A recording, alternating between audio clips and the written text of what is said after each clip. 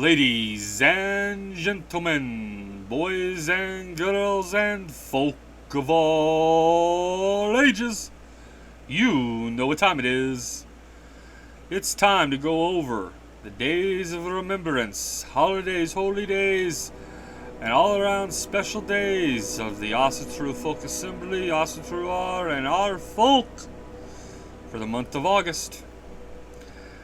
And we get to pick up right at the beginning. Perfect day, perfect time. August 1st is the day of remembrance for King Osric of Deira. We follow that up on August 9th for a day of remembrance for King Radbod of Freyfaxi.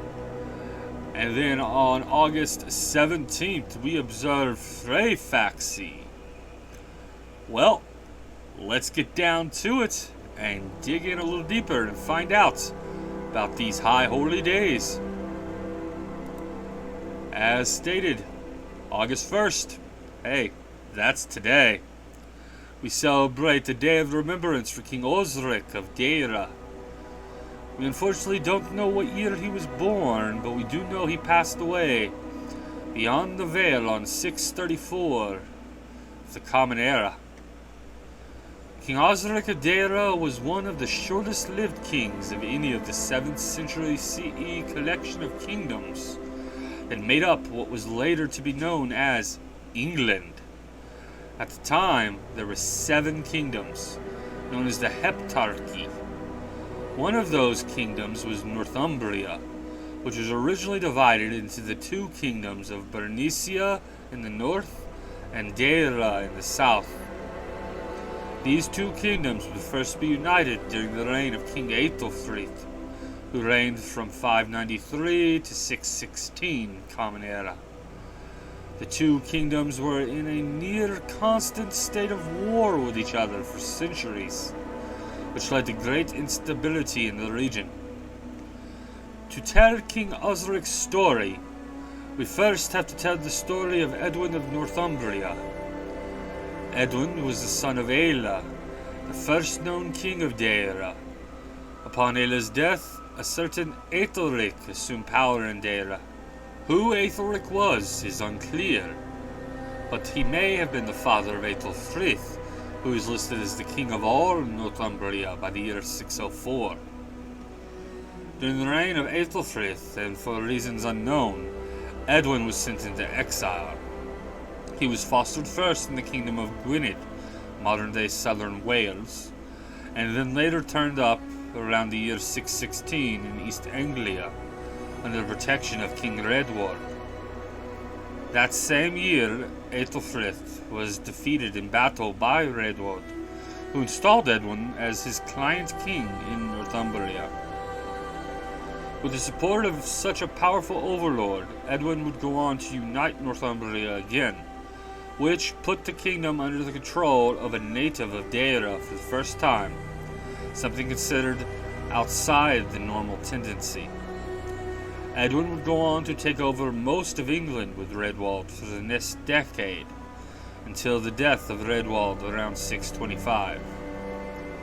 After Radbod's death, Edwin sought to secure even more power for himself through marriage, and sought the hand of Ethelberg, sister of Eadbald of Kent.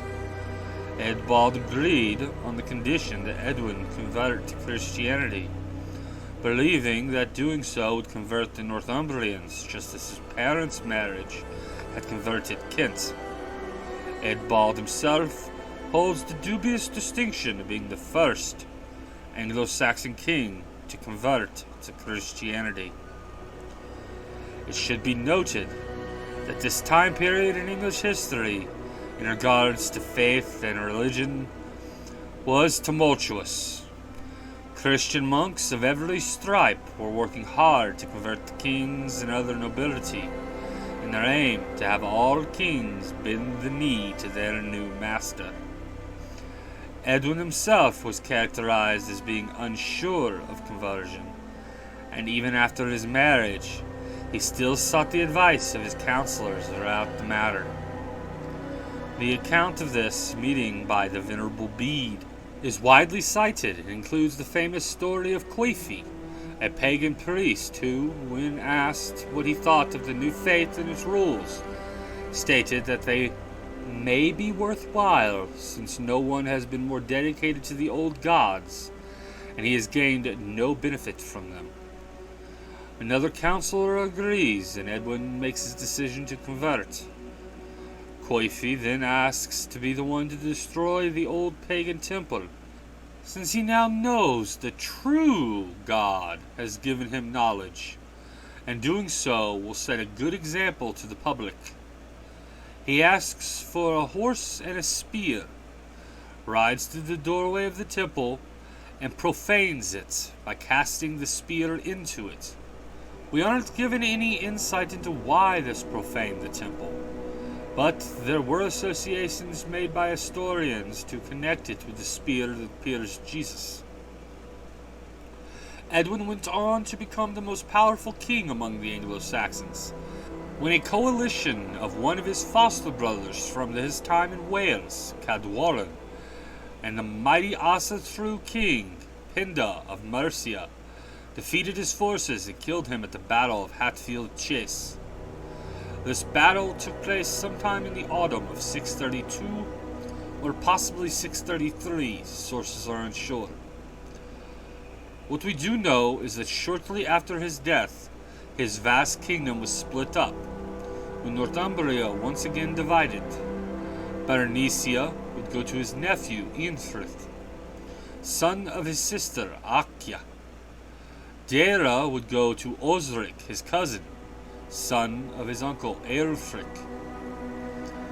This brings us to the summer of 633, when King Osric and King Eanfrith ruling their respective sub-kingdoms, having themselves superficially accepted the new faith. However, according to Bede and other historians, they promptly dropped the facade of being good Christians and reverted back to their native faith, Asatru.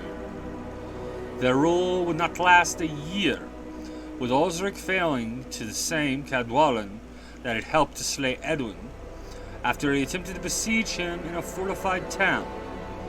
According to Bede in his Ecclesiastical History of the English People, the year that Eanfrith and Osric ruled their sub-kingdoms was so abhorrent because of their return to paganism that the reigns were effectively erased and added to the reign of Oswald of Bernicia. Oswald was a staunch convert and was later made a saint. While we don't know much about the life and thoughts of Osric, we should still speak his name and remember him. At a time in our history when one's faith could be, and often was, a matter of life and death, Osric chose to spend the brief time that he had in power to reinstate the Aesir to their proper place. So let us remember King Osric of Deira, a short-lived champion of the Aesir, but a champion nonetheless. Hail, King Osric of Deira! Hail the honored dead! Hail the folk! After that, we follow up on August 9th with the Day of Remembrance for King Radbod of Frisia, who was born in the year 648 and died the year 719 of Common Era. Radbod, known as the greatest king of the Frisians, spent his life tirelessly fighting against the subjugation of the Franks. While his predecessor, Edelgisr, had accepted Christian conversion easily, Radbod was unwilling to stray from his loyalty to the Aesir. On the verge of accepting baptism, Radbod turned to the priest presiding and asked if his ancestors would be waiting for him in the kingdom of heaven. Upon being told that his Asatru ancestors were burning in hell, Radbod refused the baptism, expressing that he would rather burn in hell with his Asatru ancestors than live in heaven with beggars. His rule, 680 to 719, was spent fighting against the Frankish rule and banishing Christianity from his land. Despite losing to Pepin of Hertel on several occasions, Radbod never gave up. While never successful in his lifetime, his successors continued the battle for many years after his death. What can we learn from this story? Radbod was not bolstered in his mission by success. When he looked back, he did not see win after win, but quite the opposite. What Radbod could see, however, was the long line of his ancestors, stretching back to the first in his line. He saw them, and he was proud of them and of their faith. Rather than disappointing them, King Radbod did his very best to make them proud and to continue their legacy. Our culture, our society as a whole, is under attack. They would have us turn our backs on our families and on our folk.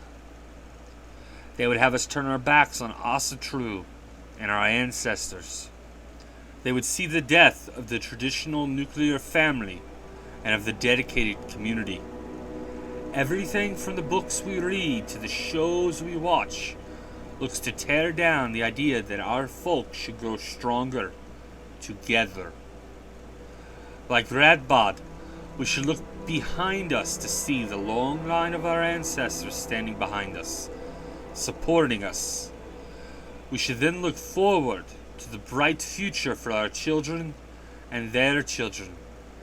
A future that we should fight for tirelessly, no matter how many times we might stumble along the way. And after our days of remembrance, that brings us to our holiday. And in the month of August, we celebrate Freyfaxi. Though Freyfaxi is, in name, a modern holiday, the celebration around which it is centered is much older. Dedicated to Freyr, our ancestors celebrated the first harvest of the season around this time. The most common offerings during Freyfaxi included the sheaves of wheat or other grains, and freshly baked loaves of bread. Less common was the sacrifice of a horse in honor of Freyr. The beginning of the harvest season marked the beginning of hard work and dedication. Every harvest of the season was necessary to the survival of each family of the community. This hard work ensured that there would be food to see them through the long winter months. Those seeds that we've planted after May-Day and tended so carefully for the last few months have grown, and some of them should be bearing the fruit of all of that labor.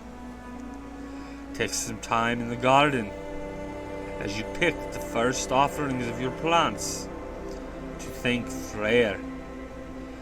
Share with him some of that first harvest, along with bread and ale. Celebrate the God of vitality and abundance with your family and folk. Well, folks, before I get off here, we were just talking about Freyfaxi. So, why not do another little plug? Freyfaxi at Baldershof will be coming up in just a few short weeks.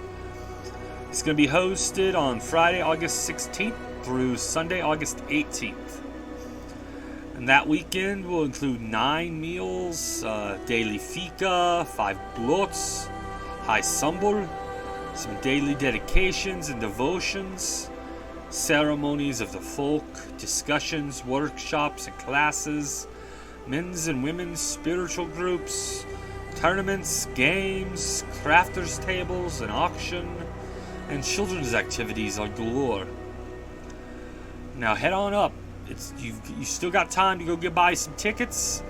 Get up to Minnesota. Celebrate with the good folk of Baldershof. There ain't none better. Alright, everybody. Well, that's what we got for the month of August. I will see you guys in September.